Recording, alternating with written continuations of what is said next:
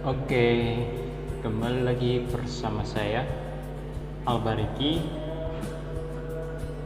Nah, di sini pada kesempatan ini saya akan menjelaskan kepada teman-teman tentang matematika itu seperti apa.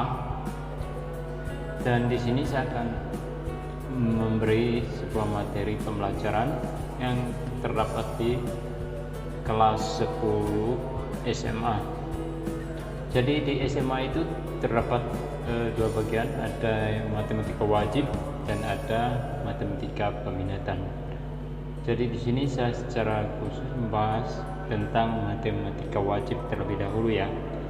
Untuk tutorial selanjutnya saya akan membahas tentang matematika peminatan. Di sini materi yang saya ambil dari dari kurikulum 2013 yang sudah direvisi ya, yang revisi maksudnya. Nah, mari kita belajar matematika bersama saya Albariki Yanto Sawu. Oke, kita lanjut ke pengertiannya. Nah, di sini saya akan menjelaskan secara garis besar kira-kira matematika itu seperti apa. Oke, yang pertama seperti yang ada pada slide ini ya. Ini saya tunjukkan kepada teman-teman bahwa matematika adalah bidang studi yang menyelidiki topik termasuk jumlah, ruang, struktur, dan perubahan, di mana ini sering terdapat di dalam kehidupan kita sehari-hari.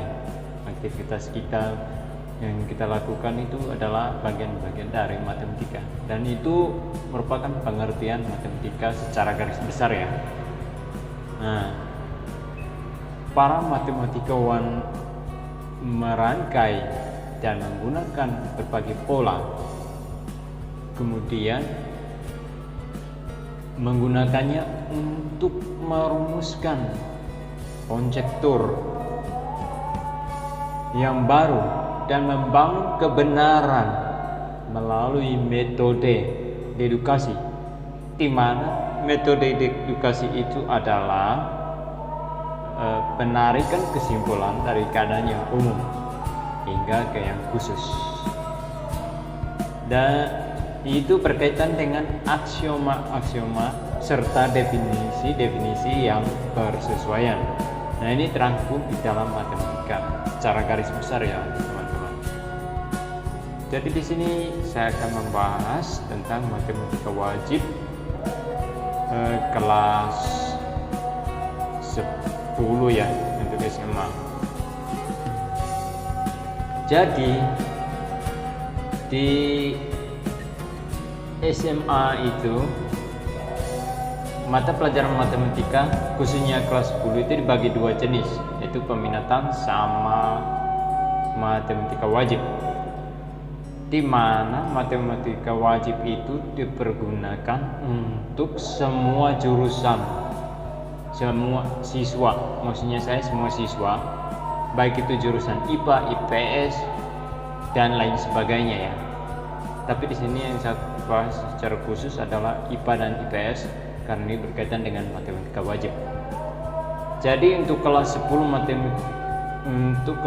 matematika, kelas 10 IPA itu matematika wajib sama matematika, terdapat matematika peminatan. Jadi dua-duanya terdapat di jurusan IPA.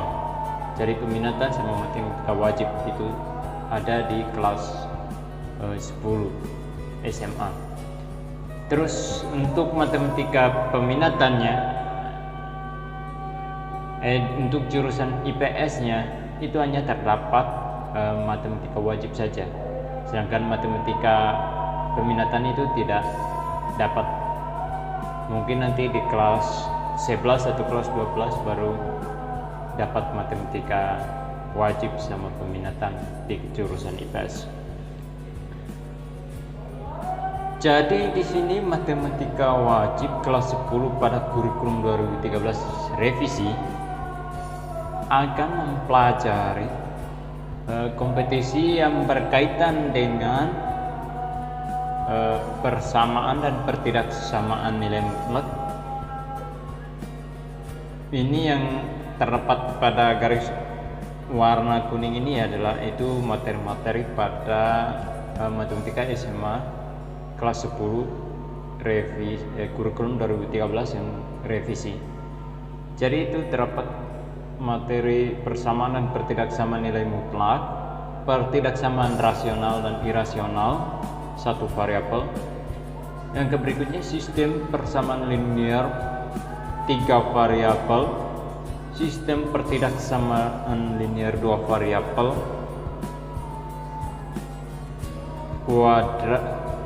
linear kuadrat dan kuadrat, fungsi terutama fungsi linear, fungsi kuadrat, dan fungsi rasional. Jadi ini yang dibahas dalam matematika kelas 10 kurikulum 2013 revisi.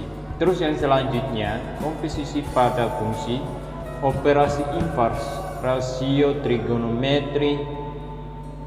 Di dalam trigonometri itu terdapat sinus, kosinus, kotangen, sekan, dan kosekan. Itu adalah di dalam trigonometri.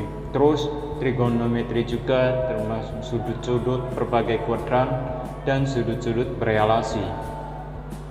Di situ juga terdapat aturan sinus dan kosinus serta fungsi dari trigonometri itu sendiri. Sedangkan itu yang terdapat dalam revisi ke-13. Sedangkan untuk matematika peminatan kelas 10 SMA itu pada kurikulum 2013 revisi akan membahas tentang fungsi eksponen dan fungsi logaritma serta vektor 2 dimensi dan 3 dimensi. Itu di dalam matematika peminatan. Jadi di sini yang pertama saya terlebih dahulu akan membahas tentang matematika wajib. Oke, untuk lebih lanjutnya kita lihat ke slide berikutnya. Nah, di sini teman-teman terdapat diagram alir, di mana pada matematika wajib yang saya bawa ini adalah tentang yang pertama tadi itu seperti yang sudah dibahas adalah persamaan dan pertidaksamaan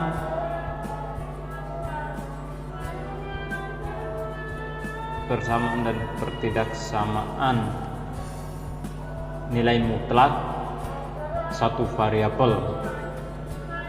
Nah, ini adalah dia punya diagram alirnya.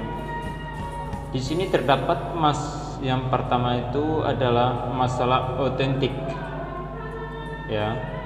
Jadi teman-teman perhatikan di diagramnya ini adalah diagramnya. Teman-teman bisa lihat sendiri. Jadi di sini terdapat masalah otentik. Jadi masalah-masalah yang terdapat dalam matematika itu akan dikembangkan dalam matematika, terus dari matematika sendiri itu diturunkan menjadi geometri. Dari geometri, nah dibagi lagi ke dalam trigonometri, terus seperti yang di tabel itu abstraksi pikiran. Jadi di situ ada abstraknya ya, kayak bentuk abstrak. Terus yang berikutnya kalkulus. Ini kalau kalkulus ini adalah materi ketika kita lanjut di jenjang perguruan tinggi nanti akan mendapat materi secara khusus tentang kalkulus ini. Nah, yang berikut kembali lagi ke matematika. Dari kalkulus itu merupakan cabang dari matematika. Nah, dari situ akan dari geometri turun ke bentuk aljabar. Aljabar itu sendiri nanti dibagi ke dalam objek matematika, konsep, himpunan, relasi, terus fungsi sama operasi. Nah, itu dari turunan dari atas objek matematika. Sedangkan di operasi itu melalui prosedur. Nah, dari konsep juga akan untuk prosedur. Begitu juga dari prosedur itu akan ke prinsip. Gitu ya teman-teman. Nah, Objek matematika itu ada fakta. Jadi di dalam kita melakukan matematika pasti ada faktanya. Setelah dari fakta kita menemukan suatu prinsip. Nah, seperti yang saya jabarkan, seperti yang teman-teman lihat di dalam tabel ini ya, yang saya buat. Ini saya ikuti menurut revisi K13 ya. Terus yang berikut di dalam himpunan ini terdapat relasi, fungsi, dan operasi. Dibagi lagi ke dalam bentuk persamaan dan pertidaksamaan. Dari persamaan dan pertidaksamaan itu dibagi lagi menjadi sistem persamaan linear 3 variabel dan persamaan dan pertidaksamaan linear nilai mutlak.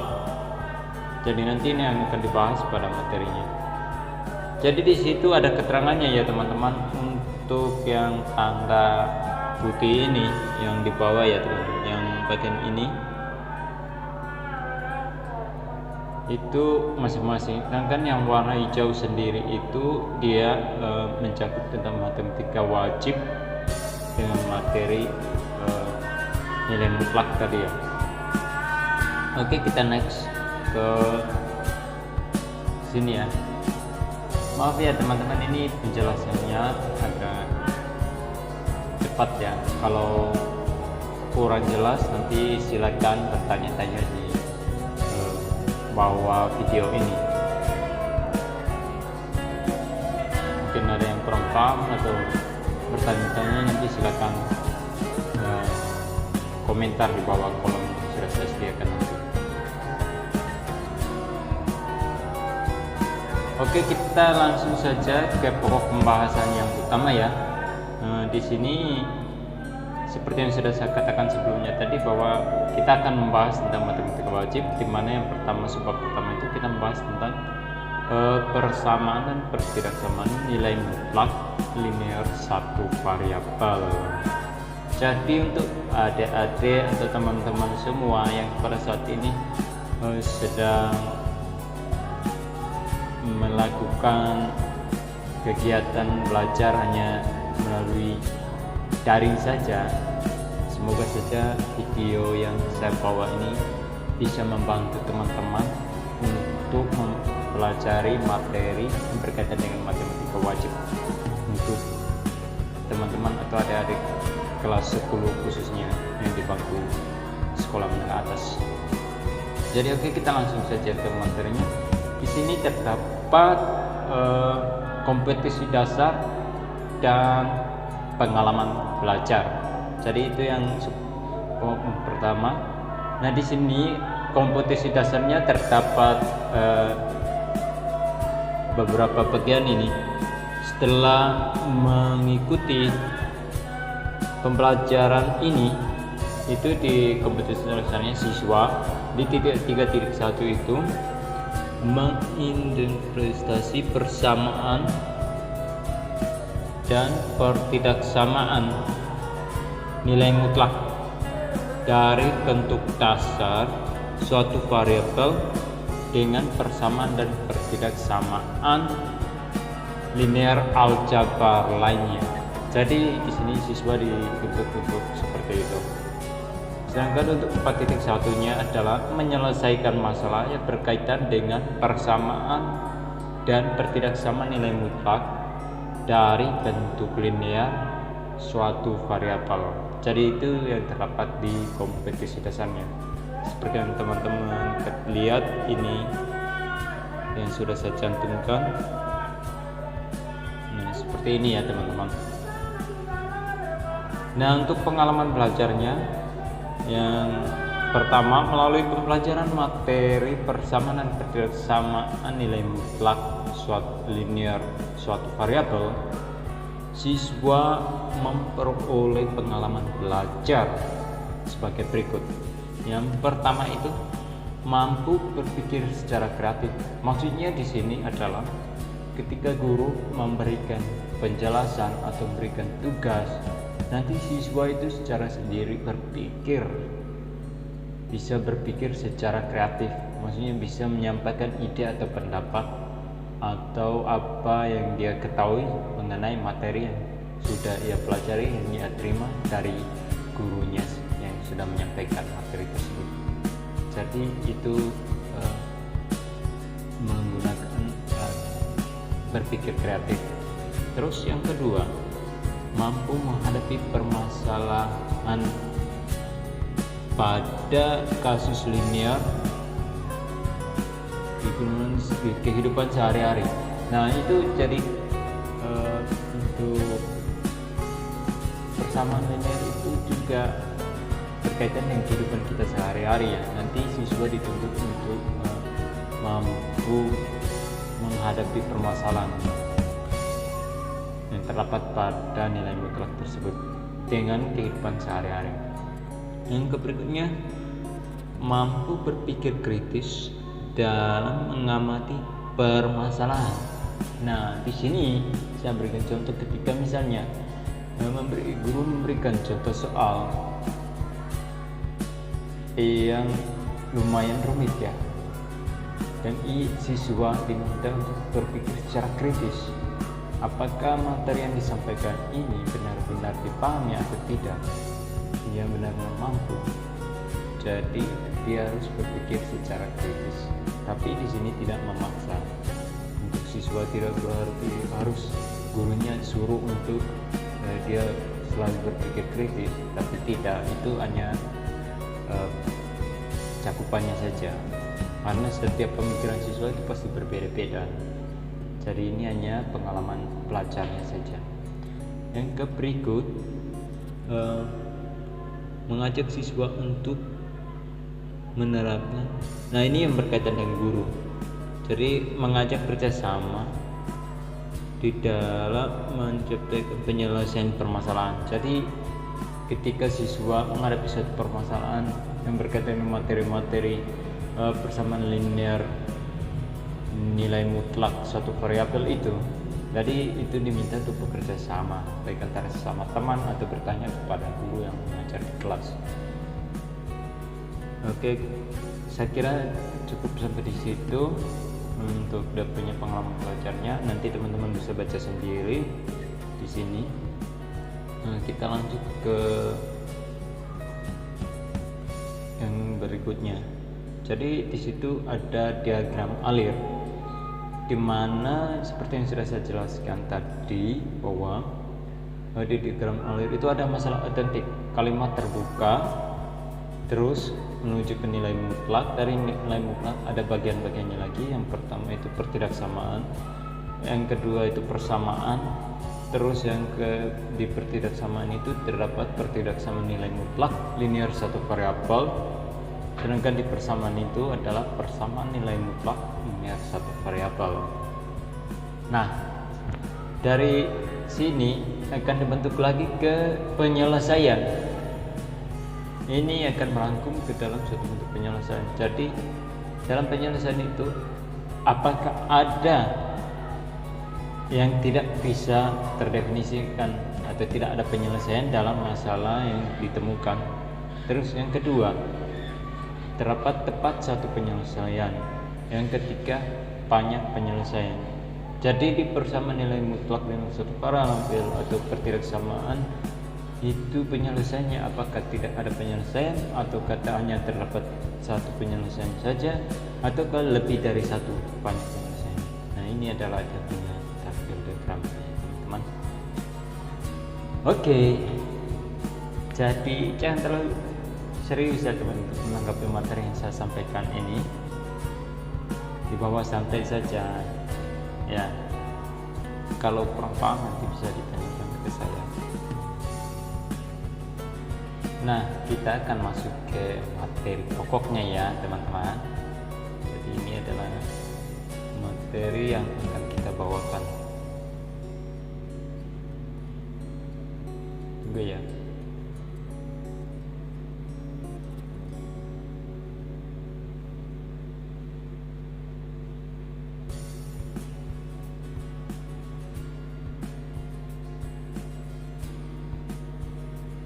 Maaf ya teman-teman, agak lama soalnya ini. Nah, yang pertama itu persamaan linear nilai mutlak, persamaan nilai mutlak linear satu variabel. Oke, Pada sebab ini kita akan mengkaji bersama nilai mutlak, linear satu variabel, dan strategi menyelesaikannya. Untuk memulainya teman-teman, mari kita cermati pembahasan masalah berikut ini. Seperti yang di contoh ini yang saya sudah buat ya teman-teman. Jadi teman-teman bisa perhatikan di sini bahwa di sini ada masalah 1.1. Jadi di sini contohnya diberikan tentukan nilai X jika ada yang memenuhi setiap persamaan berikut ini. Coba teman-teman perhatikan contoh soalnya ya. Jadi di sini saya sudah menyediakan contoh soal yang berkaitan dengan nilai mutlak ini. Yang pertama itu nilai mutlak 2x kurang 1 sama dengan 7. Yang berikutnya x, nilai mutlak x plus 5 sama dengan minus 6. Yang berikut nilai 4x kurang 8 sama dengan 0. Yang berikutnya min 5, nilai mutlak 3x kurang 7 plus 4 sama dengan 14. Yang berikutnya 2x kurang 1 sama dengan x plus 3. Jadi bagaimana kira-kira cara menyelesaikannya teman-teman? Dari perhatikanlah seperti yang sudah saya berikan ini ya teman-teman. Nah itu adalah alternatif penyelesaiannya teman-teman. Yang pertama,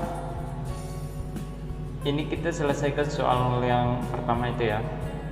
Kita akan mengubah bentuk 2x ini kurang 1 seperti pada soal 1 ini sama dengan 7. Jadi itu di bawah nilai mutlak itu kita beri dengan tanda simbol seperti ini ya, vertikal ini. Jadi 2x kurang 1 sama dengan 2x kurang 1 itu di bagian atas.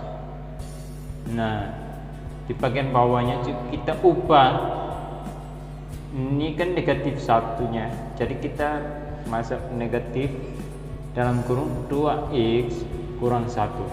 Ini merupakan pindah ruas ya. Nah jika x nya lebih dari sama dengan 1/2, nah jika x nya kurang dari 1/2, akibatnya dari permasalahan di atas diperoleh dua persamaan, yaitu sebagai berikut teman-teman. Nah untuk x itu lebih dari sama dengan 1/2. Nah yang berikutnya 2x kurang 1 sama dengan 7. Nah itu adalah nilai mutlaknya. Yang berikutnya 2x sama dengan 7 plus 1.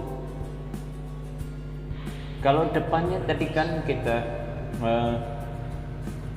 ubah ke bentuk negatif ya, kita dimasukkan ke dalam bentuk positif. Jadi 2x dikurang 7 plus 1 itu merupakan nilai mutlaknya. Yang berikutnya 2x sama dengan 8 atau x sama dengan 4. Itu hasilnya dari mana teman-teman untuk nilai 8? 8 itu kita peroleh dari 7 plus 1 sama dengan 8. Jadi 8 ini karena di depannya 2x, makanya 8 dibagi 2, x nya sampai dengan 4. Begitu ya teman-teman, seperti yang saya berikan contoh ini. Nah itu hasil yang pertama. Sekarang kita ke yang berikutnya ya teman-teman. Nanti saya akan membawa contoh lebih banyak lagi. Nah ini kita ke bagian berikutnya ya teman-teman, biar gak lama.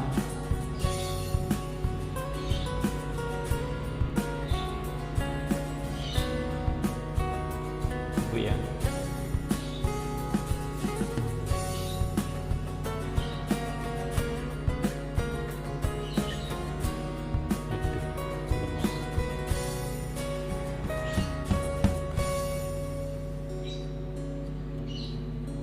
Maaf ya teman-teman, ini agak error soalnya di HP ini saya menggunakan HP aplikasi yang saya gunakan, makanya agak lalat ya.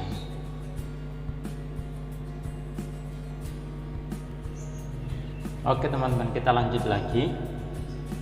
Tadi untuk X lebih kecil dari 1/2, maka kita tulis menggunakan dalam kurung seperti yang ini, kurung biasa. 2x, kita masuk ke soalnya lagi. 2x kurang 1 sama dengan 7. Terus min 2x plus 1 sama dengan 7. Nah, kita pindah ruas. Ini yang pertama tadi dalam bentuk negatif, 2x kurang 1. Jadi kita pindah yang negatif ini, kita ubah ke dalam bentuk yang positif ya teman-teman. Jadi 2x plus 1 sama dengan 7. Nah, yang ke berikut, min 2x sama dengan 7 dikurangi 1. Nah, kita lanjut dari soalnya tadi ya, 7 dikurangi 1, maka 2x sama dengan 6 atau x sama dengan minus 3.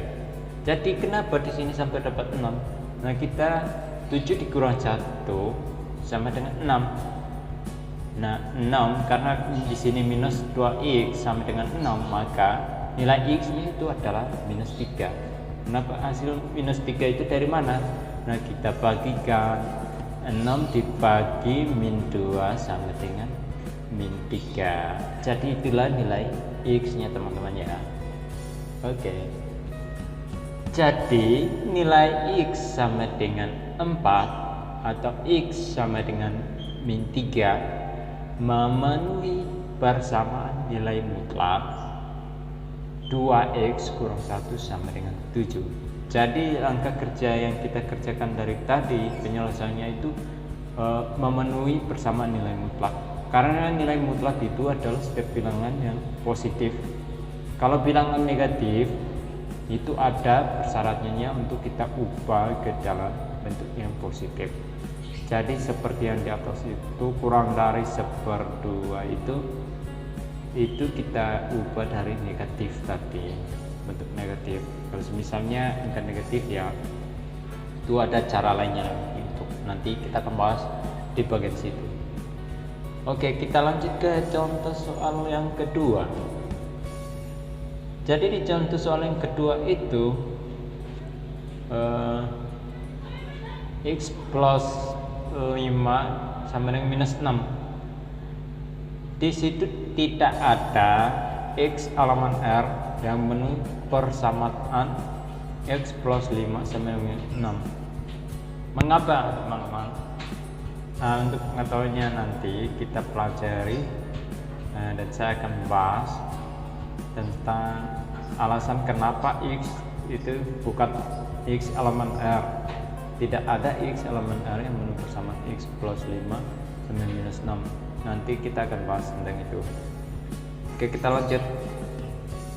Persamaan nomor yang ketiga ya, persamaan 4x kurang 8 sama dengan 0 berlaku untuk 4x kurang 8 sama dengan 0 atau 4x sama dengan 8. Jadi x sama dengan 2 memenuhi persamaan 4x dikurang 8 sama dengan 0. Nah, kenapa di sini x-nya sama dengan 2?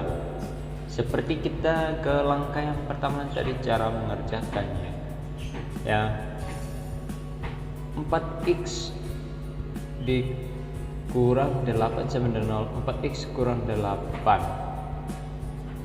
Jadi kita ke bentuk persamaannya ya.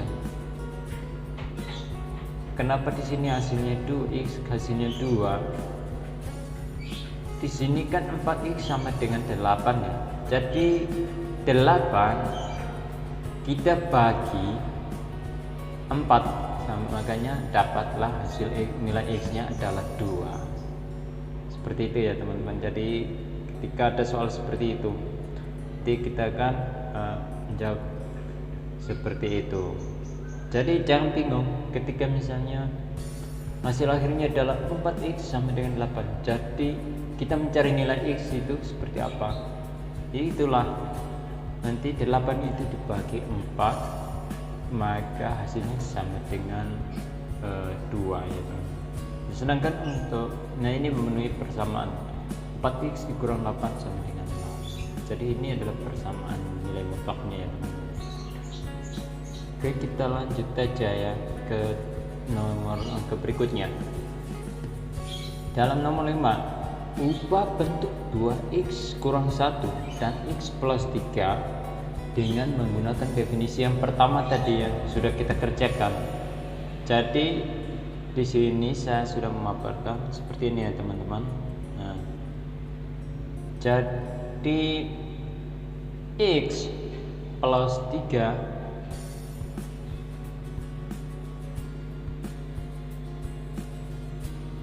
2x kurang 1 sama dengan 2x pangkat kurang 1 min 2x kurang 1 jika x lebih dari sama dengan 1/2, x kurang dari 1/2.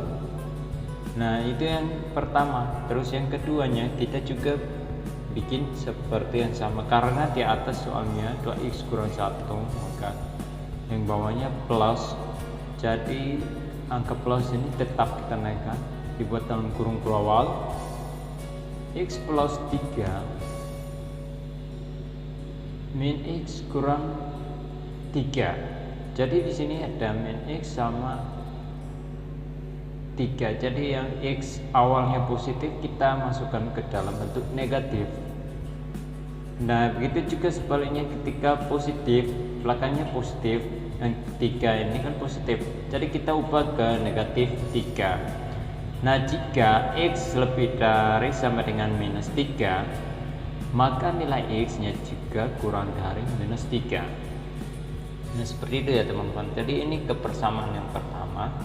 Yang atas ini adalah persamaan yang pertama, yang 2x kurang 1 itu adalah persamaan yang pertama tadi 1.1. Terus yang x plus 3 ini, yang x kurang dari sama dengan minus 3, x kurang dari lebih kecil dari minus 3 itu adalah kepersamaan yang 1.2. Oke teman-teman, jadi untuk pembahasannya, berdasarkan sifat persamaan bentuk 2x dikurang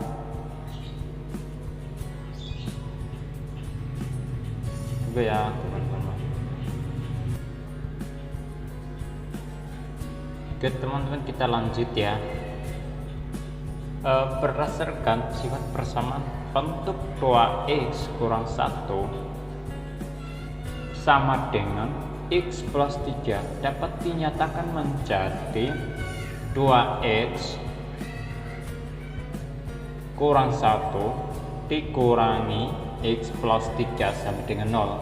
Artinya sesuai dengan konsep dasar mengurang, kita dapat mengurang 2x kurang 1 dengan x plus 3 jika syaratnya x sama. Jika syarat x nya sama ya. Sekarang kita harus memikirkan strategi agar 2x kurang 1 dan x plus 3 memiliki syarat yang sama. Syarat tersebut kita dapat dari mana ya teman-teman untuk memperolehnya? Nah jadi untuk memperolehnya kita membuat suatu garis bilangan seperti yang sudah saya buat di sini ya teman-teman. Itu adalah garis bilangan dimana sesuai dengan soal yang ditulis di atas, 2x kurang 1 dikurang x plus 3 sama dengan 0. Nah diagramnya seperti itu ya teman-teman. Teman-teman bisa lihat sendiri.